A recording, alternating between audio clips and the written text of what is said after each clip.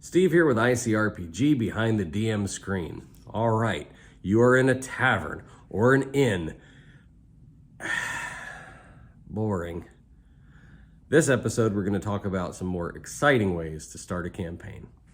Please subscribe. This is one of my personal favorites, the chase scene, or some would call it the get out of Dodge scenario. Essentially, your party is being chased by someone or something. In this case, it's a giant, and you can develop the backstory as to why they're being chased, what started it. Maybe they stole something, maybe they said something to someone they shouldn't have said. Anyway, just a whole lot of scenarios, but you start your party right in the middle of the action. Dice start rolling almost immediately, and it kind of sets the tone for a pretty cool adventure right out of the gate. Here's a pretty classic scenario, the so-called prisoner or hostage scenario, where you either have the entire party or just one or two members of the party. They are held captive for some reason, whether they are prisoners for some crime committed or for being held hostage for some reason. And the party either has to free them or they have to escape themselves before the bad guys get here. Now, I will give a word of caution on this kind of scenario. It can get to have that little bit of an escape room feel to it. So if you're not into that, probably not the scenario for you. Either way, if you do decide to use the prisoner scenario, I would say make sure that you make it fairly easy to escape. In other words, you don't want it to bog down. You just want it to be something that gives a little bit of tension right at the start of the campaign, something that will then get the party together, give them some reason to interact together, and that's about it.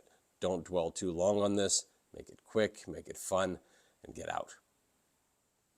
Here's one that allows you to be super creative without any constraints whatsoever, the dream sequence.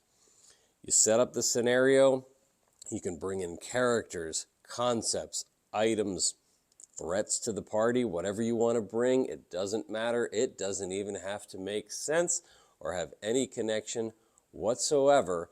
Just has maybe some key little things that might show up in the campaign later on. And then you reveal that it was all a dream, but it was all a collective dream.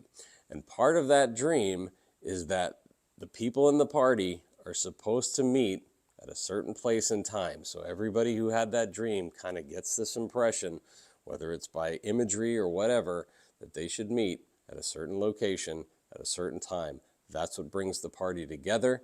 And then they're all sort of under this impression that there's got to be some reason that we're all here. And we all had these sort of impressions on what we need to do. And then that sort of sets the wheels in motion. This is a very creative way to do it.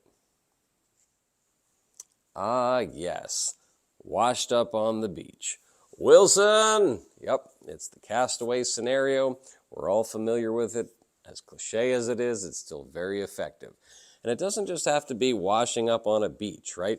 It could be that the party wakes up or just individuals wake up in a place they have no idea where they are. They have amnesia. They don't know why they're there. And they've just got to start piecing together some things. Maybe there are clues, right, in the debris that's next to them. And so you can start it out that way. Often referred to as the Chosen, this scenario is ripped directly out of Tolkien. You have a third-party wizard, for example, like a Gandalf kind of character, who invites a series of adventurers over to the unbeknownst host's home, and they all show up there. They've all been given an assignment, except for the one key person, and that always sort of sets out some tension. Now with this one, what's kind of interesting if you're the DM, what you can do is once you have your player list and you know the characters, you kind of know what kind of character they're creating, then you can give each one of them maybe an assignment or an invitation that has a certain part of the picture, and so that picture slowly starts to come together as each person at the dinner or whatever it is, the initial gathering, starts to reveal why they showed up. And so you can do that except for one person. You leave one person out, and they're the host, and that is kind of fun. Again, total ripoff of Tolkien, but totally works. I'm personally working on a campaign called Journey to Hangman's Bay, And I'm going to start this out in a train station. Now, the cool feature about this is that each of the characters in the party has to get on that train in some way, shape, or form. Now, some of the characters might have money and they can just buy a ticket. Other people, they might not have a dime and they've got to figure out a way to sneak on the train or work their way on the train or whatever it may be, but they've got to get on that train because that train is the train to the adventure. And so as that train is going along, then it's going to be ambushed or attacked or train wrecked, and those are going to be the few survivors of that train wreck to kind of pull things together, to pull the party together. Now you could just start that kind of scenario right on the train and take it and then have the train wreck or whatever it would be. And then that gives them, of course, a reason to work together. But I think it's even more fun to add that little layer where you give each one, say, some kind of an invitation or a reason to be on that train and make it so that they have to be on that train. Like, it is super important that that character has to get on, whether they can pay for it or not. That just kind of gives another little element for them to role play and to kind of start figuring out, all right, how am I going to do this? So that's a fun one.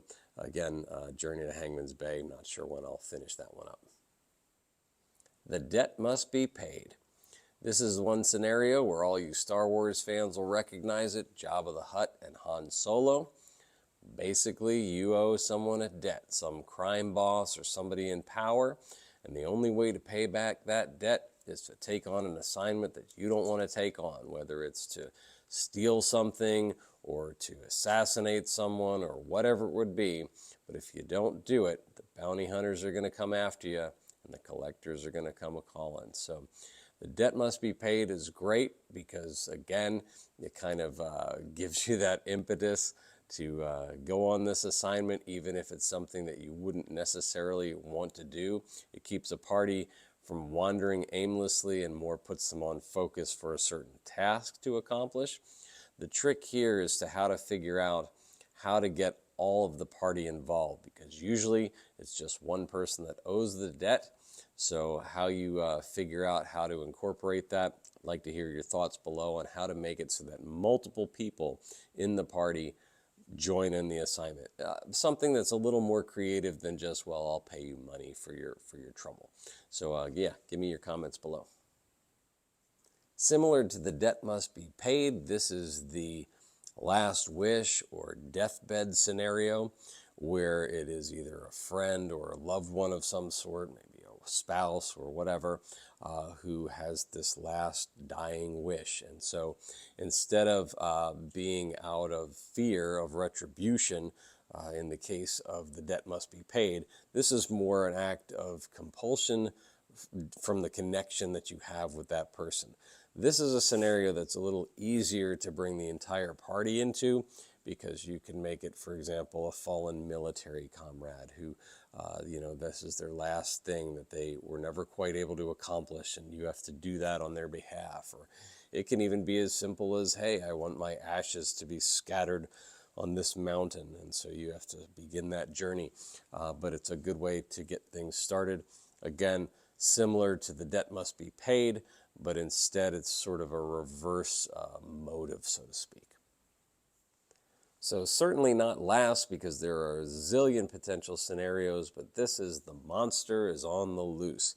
And that monster can be anything from a huge overblown monster that's just destroying cities like Godzilla to something a whole lot more subtle, like maybe people are disappearing from the village or strange things are happening and the villagers have invited your party to come and rid them of this monster because they've heard of your heroism and daring deeds and all of that kind of thing. Now, one thing, if I ever use this scenario, that I like to do is put a twist on it and make the monster actually a good guy. And I sort of spring that on the party once they encounter the monster. But you got to be careful that they don't just kill off this NPC good guy monster. So that's a little bit fun, because then the party's all gung-ho and, let's get this monster, and they're just ready for battle. And then things start going, and you're like, wait a minute, I'm on your side. And all of a sudden the entire scenario changes, and then you have to start questioning the people that hired you in the first place. That's always a fun twist as well. I hope that gave you some ideas on creative ways to start a campaign other than the standard inn or tavern scenario. I would really love to hear your comments below on some campaigns, how you started in a creative way. It'd be awesome to have just hundreds of your comments below, because who knows, these might end up being published campaigns one day for ICRPG or some other platform. But it's always cool to hear other creative minds on how did you get a campaign going. I think that's always the hard part for people is, how do we get started in a way that isn't just sort of cheesy or loses momentum, because what you want is something that's going to energize that group, that party, right out the gate, because that's going to set the tone for the entire campaign, whether it's a one-shot or whether it's a multi-episode campaign. So yeah, definitely feel free to just go for it with your comments below. As always, thanks again for watching, and may your dice always roll with advantage.